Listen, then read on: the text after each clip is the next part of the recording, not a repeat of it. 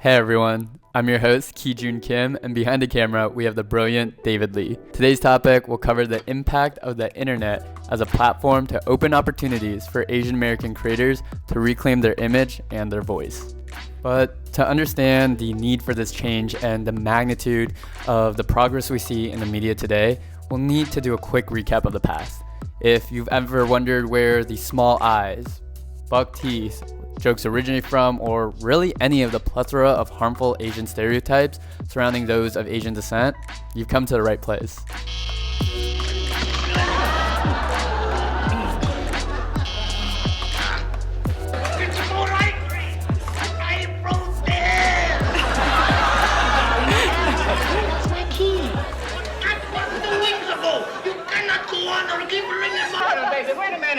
See, it all started with the American dream, but even aspirational dreams can turn into nightmares, especially when you're vilified by the way you look. In the late 19th century, with the great influx of Chinese migrant workers entering the United States, we witnessed labor competition threatening the established power of the masses and a call for action to essentially stop this transformation. This phenomenon was coined the Yellow Peril, and the actions that ensued defined the following principle by Lono and Pham that states, Asian American media representation is directly linked to foreign policy and relations. On screens and in silent films, Chinese men were portrayed as inferior, violent, and uncivilized. All of these were purposeful actions that were done to push the dominant ideology, to use a form of camera obscura to create a false consciousness and push a dangerous narrative that surged public division against the early Asian Americans. But this tactic isn't new, nor has it employed to just Asian people. Fast forward in time, and we see the development of imagery now dividing between genders and strengthened by hostile international relations. Remember that quote earlier about representation being linked to foreign policy and international relations? Well, we see a boom of visuals that adopt a common theme throughout the 1900s. Orientalism. Defining the West as superior and the East as weird, we saw these traits take shape in the characters portrayed on film.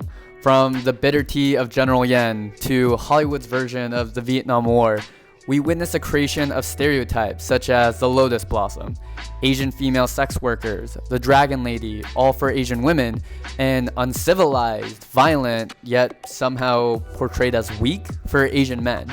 But again, all were done deliberately by the ruling class or people in power to essentially control perception and maintain domination. You ready? I'm ready. Oh my goodness. I don't know where to start. And let me get her. Hey, baby. And then let me have her. Can I get her too? So then this begs the question. Why or how was the making of the internet so influential? For starters, technological development now expanded accessibility of a channel that was historically restricted to a few. People were now provided with a platform to express their authentic voices and share stories that were overlooked to a larger audience. It's this very technological shift that increased accessibility and opened doors for Asian American creators to reclaim their image and their voice. Let's start off by talking about the .com era. Not only did we have AAPI faces making an appearance in front of the camera, but also behind the scenes leading entire businesses. With the emergence of the internet, we saw Asian Americans launch big companies without a bamboo ceiling holding them back.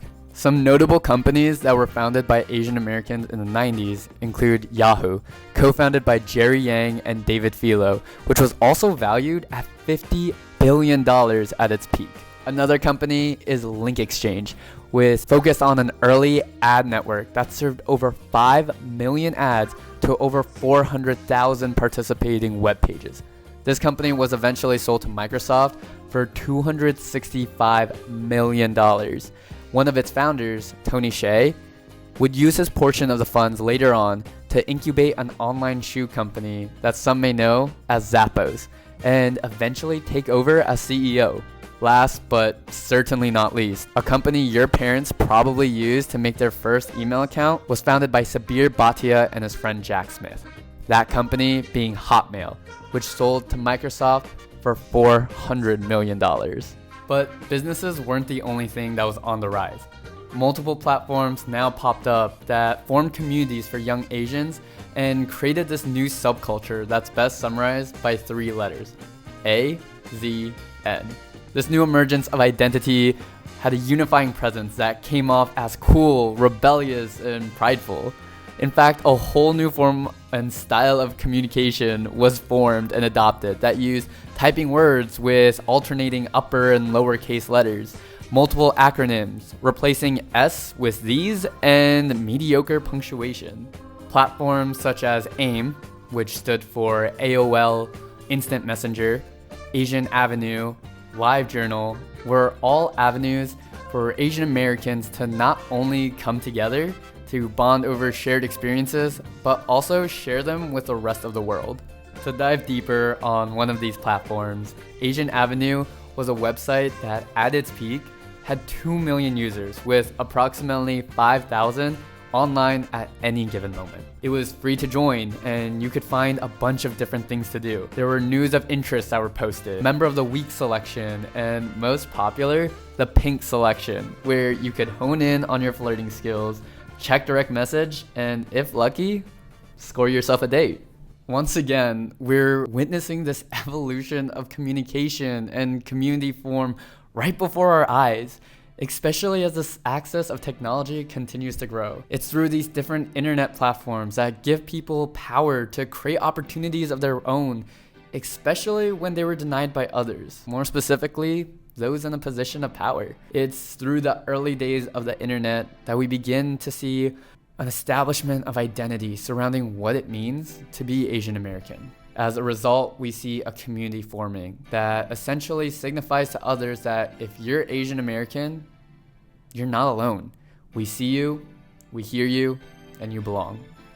But of course, as much as we want to highlight the positive, we'd be amiss to ignore the consequences that came from the overfixation around using race as a brand, meaning the period of time where stereotypes were endorsed and heavily leaned into by creators. I think it's important to acknowledge the complicated duality or double-edged sword phenomenon from witnessing the early contents of some of the most popular Asian American creators. For example, the way parental relationships were portrayed.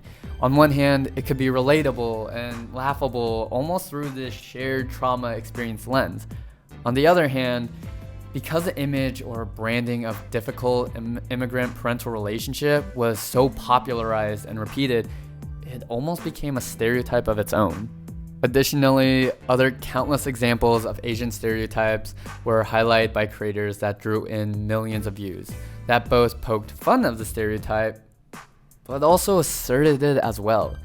Regardless, I believe there's this complicated nature behind leveraging certain labels or tropes to appeal to the masses. At the end of the day, I do think it does come down to ownership of the production and the understanding that certain content only captures a small page and should not be representative of an entire story.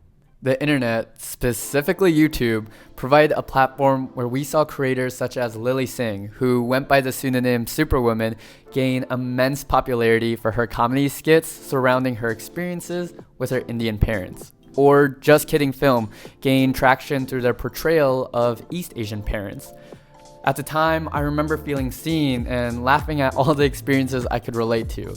But now looking back, I'm fortunate to appreciate the impact the videos had on me at the time, but also be critical of the restrictive tropes that were made palpable for a wider audience. Most importantly though, I do want to celebrate that this decision to post this form of content was in the full control of the creator and not in the hands of an outsider.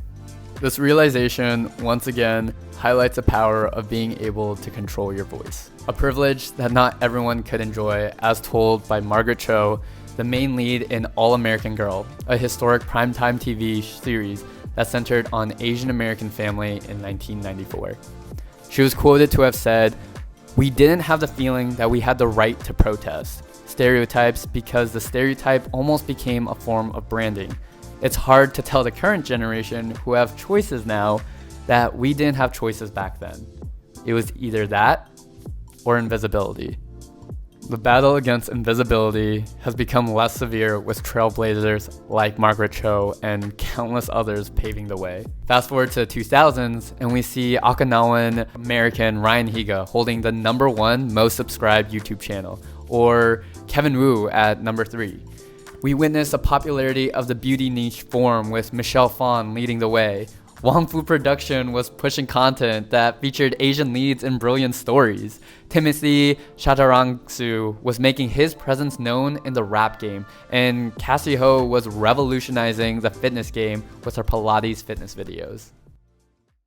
The 2000s were full of creators who carved their own path and exemplified resistance to the norm. Their creation and work inspired a whole new generation to move forward. This last decade is only a testament to the progress the community continues to make. To make sure they get their flowers, we need to recognize Lily Singh becoming the first queer woman of color to host her own late night show. Hassan Minhaj transforming the political commentary space as host of Patriot Act. Simu Liu portraying Marvel's first Asian superhero. Kina Grannis blessing our ears with her cover of Can't Help Falling in Love with You in Crazy Rich Asians. The release of Crazy Rich Asians and its record-breaking performance with a majority Asian cast. The Fung Bros leaping from YouTube to network TV with their new foodie show, What the Fung. 2021 American League Most Valuable Player of the Year, Shohei Ohtani. All of Linsanity, the current Vice President of the United States, Kamala Harris being the first woman and woman of color VP. Purdue's very own Zach Edey becoming the first player of Chinese descent to win Naismith's Player of the Year, and countless others. We can confidently say that Asian Americans are making their mark on the mainstream and transforming pop culture. As we reflect on the history of Asian America to now, it's clear that we're headed in the right direction. While there's still plenty to do and strive for, I'm optimistic that slowly but surely, the community will rise and continue to push forward. Thank you for listening and watching. David and I hope that you've enjoyed our contribution to the Asian American pop culture story.